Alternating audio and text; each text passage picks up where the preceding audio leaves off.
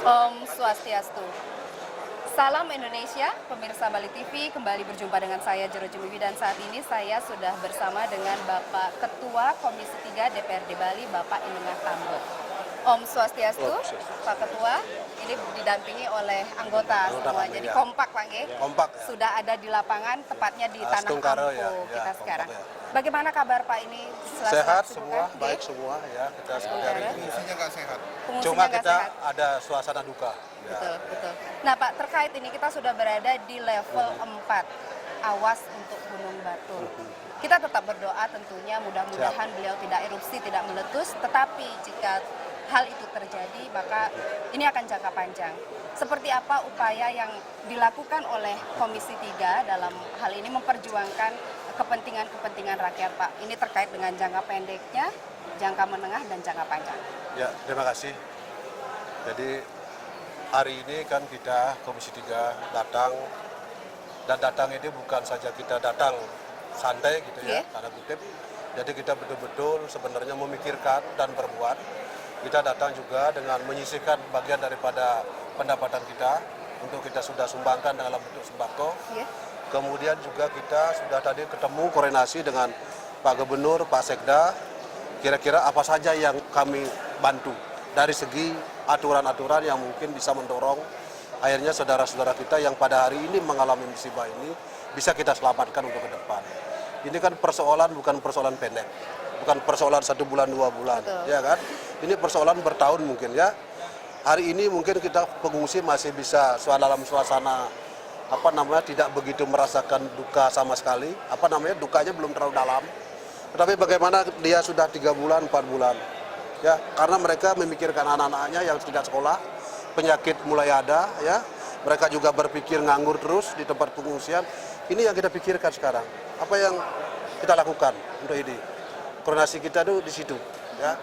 Apakah kita perlu, karena kita ingin juga nanti, ini kan data masih belum valid, masih ada data di sini begitu ya. Nanti mungkin 1 bulan setelah ini atau 2 minggu lah kita harapkan setelah valid data, kita mengimbau juga kepada pemerintah Provinsi Bali, karena pada intinya ini kita tahu gubernur kita sangat luar biasa dalam ini, appreciate sebagai Pak Gubernur, bahwa di setiap kabupaten kota itu nanti biar jelas camp-camp pengungsi ini dan betul-betul dikelola oleh Provinsi Bali. Jangan sampai nanti, ini ada di Banjar, ini anggotanya sekian. Jadi kan ada tanah-tanah pemerintah di daerah di kabupaten kota. Yaitu kita bagaimana caranya mengupayakan di tanah pemerintah itu kita bangun, buatkan. Karena ini panjang. Gitu loh. Kalau mereka mengungsi di lapangan begitu, kita nggak tanggung jawab tentang penyakit, tentang masa depan pergaulan anak-anak itu. Jadi tidak terkoordinir dengan baik. Itu peduli kita, itu sudah dipikirkan. Bahkan besok kita mau bekerja cepat juga. Kita akan RDP dengan leading sektor kita, ada masalah transportasi, ya, ada perhubungan, masalah gas, listrik juga ya, SDM itu. Jadi kenapa perhubungan? Kenapa jika ini terjadi peledakan? Bagaimana kesiapan perhubungan ini membantu nggak? Dari segi transportasi, lalu lintas itu bagaimana ngatur? Ya gitu ya, itu dia harus jelas juga.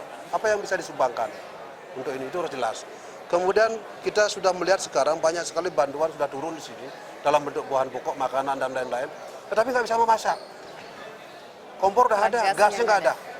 Nah hari ini saya sudah kasih perintah dan untuk di Kabid SDM ya untuk kita memanggil Pertamina besok dan Iswana Migas.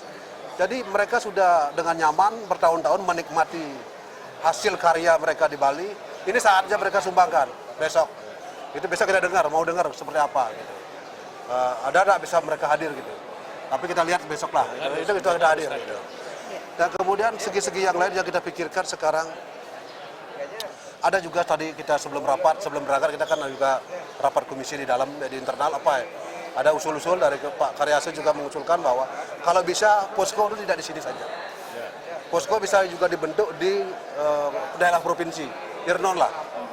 Jadi maksudnya kenapa? Ada masyarakat, keluarga yang ingin menyumbang beras 25 kilo, ada minyak mungkin 3 botol, itu kan pasti, ya kan? Biar tidak terlalu jauh, datang ke sini. Jadi kalau dibuka posko resmi dari Provinsi Bali di dekat Renon, itu artinya mekanisme masyarakat itu, karena masyarakat Bali kita tahu persis, daya gotong royongnya tinggi. Dengan melihat saudara-saudara yang seperti ini, inilah yang kita butuhkan sekarang. Ini menjadi perhatian dunia kita. Dan berita sekarang pun sudah menyebar bahwa masyarakat Bali awareness, care dengan sesamanya. Tapi kita ingin tingkatkan, ini masih banyak. Mungkin kalau dibuka posko resmi terlalu dekat, setiap rumah tangga pasti saya yakin menyumbangkan hasil jerah payah yang boleh dalam bentuk cash, ya 10.000, 20.000, apapun, baju, pakaian, silahkan. Nah itu saya mengimbau kepada pemerintah Bali, ya daripada ujung tombak sebuah ini memang Pak Gubernur ya. Pak Gubernur luar biasa, kita appreciate semua, dalam hal ini beliau sudah pengalaman dalam merecovery Bom Bali 1, ya. Sekarang pun ini beliau tugasnya lagi, di ending perpisahan sama beliau juga nanti akan tugasnya merecovery Bali lagi. Ya ini luar biasa ini. Nah, jadi itulah kita mengharapkan juga, terakhir daripada kita bahwa Komisi 3 dalam hal ini, kapanpun masyarakat mau datang mengadu atau apa, kita siapkan waktu. Terbuka Pak ya? Terbuka untuk membantu masyarakat. Karena ini semua saudara kita, ini semua kita menyambung berayu semua. Tidak ada istilahnya kita dari partai ini, tidak. Kita sudah taruh di dompet, sudah sepakat. Sudah jadi satu kesatuan keluarga. Kita sudah sepakat, partai politik kita tampur di dompet semua masing-masing. Hari ini kita terus nama lembaga. Ya, karena lembaga kita ini mereka juga punya. Baik, Pak Ketua, ini tadi upaya terdekat berarti besok sudah akan memanggil dari pihak gas gitu ya, sehingga akan ada kepedulian. Nah, mungkin ada upaya jangka menengah atau bahkan jangka panjang yang sudah terpikirkan terkait infrastruktur atau apa Pak kalau memang terjadi erupsi itu? Ya ini kan kondisi kalau memang betul ini terjadi meledak, ini otomatis ekonomi Bali pasti akan shutdown ya. Betul. Udah begitu kita juga berpikir bahwa APBD Bali tegas targetnya tidak ada. Yakin kita dari 3 triliun yang kita 5 triliun yang kita rancang, mungkin mencapai 3 triliun aja 2 atau 3 ini udah bersyukur kepada Tuhan ya. Nah itulah apa yang kita pikirkan sekarang. Yang paling penting sekarang bagaimana nasib anak-anak pengungsi ini, generasi kita yang ada di pengungsian. Maka tadi kita anjurkan untuk jangka menengah dan panjang itu setiap data nanti yang ada di setiap kabupaten kota itu kita data dijadikan 1 camp atau 2 camp. Biar bisa disediakan perangkat sekolah, belajar mengajar, kesehatan itu biar jelas. Begitu. Jadi mereka betul-betul semeton kita tuh, kita punya semua. Jadi jangan sampai ini angkat ayam. Hari ini menggerudukan semua, tetapi 6 bulan, 1 tahun ke depan tidak ada apa. Jangan sampai begitu. Ini berkesinambungan. Dan saya yakin dan percaya Bali sebagai daerah tujuan pariwisata, seluruh dunia pasti peduli dengan Bali. Sangat yakin kita. Sangat yakin dengan kita bahwa jangankan saudara-saudara kita yang di Indonesia, di dunia lain pasti peduli dengan Bali. Itu keyakinan kita. Baik, terakhir Pak Tambul sebagai Ketua Komisi 3 dan juga sudah berhadapan langsung dengan permasalahan masyarakat dan ini sudah berada di pengungsian, tahu bagaimana kondisi di lapangan.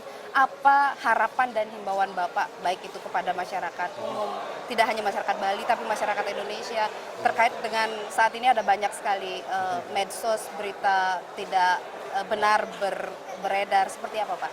Himbauan saya kepada seluruh masyarakat yang kena musibah sekarang maupun tidak musibah, jadi jangan panik ya, bahwa seluruh pimpinan teras dari pemerintah Provinsi Bali ini, baik itu dari Bupati ya, Gubernur, dan kita di DPRD, kita peduli, kita tidak diam kok ya, kita tidak diam, tetapi saran kita juga mencari informasi yang benar, jangan salah mengambil informasi yang benar itu mungkin di tingkat desa, kepala desa, kecamatan ya, ke bupati.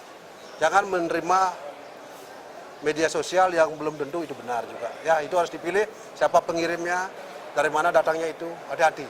Itu saja, jangan sampai panik terlalu besar, maka sumber-sumber informasi yang itu. Tadi ada kepolisian yang paling terdekat, itu paling maksimal gitu. Itu ikuti imbauan pemerintah dalam hal ini. Baik, Pak Ketua Komisi 3 beserta dengan Bapak dan Ibu anggota, terima kasih banyak atas waktunya. Sukses mendahat, jaga kesehatan terus karena ini prosesnya panjang. Jadi dikawal terus rakyat kita. Nggih, asung kare, sukses mendahat.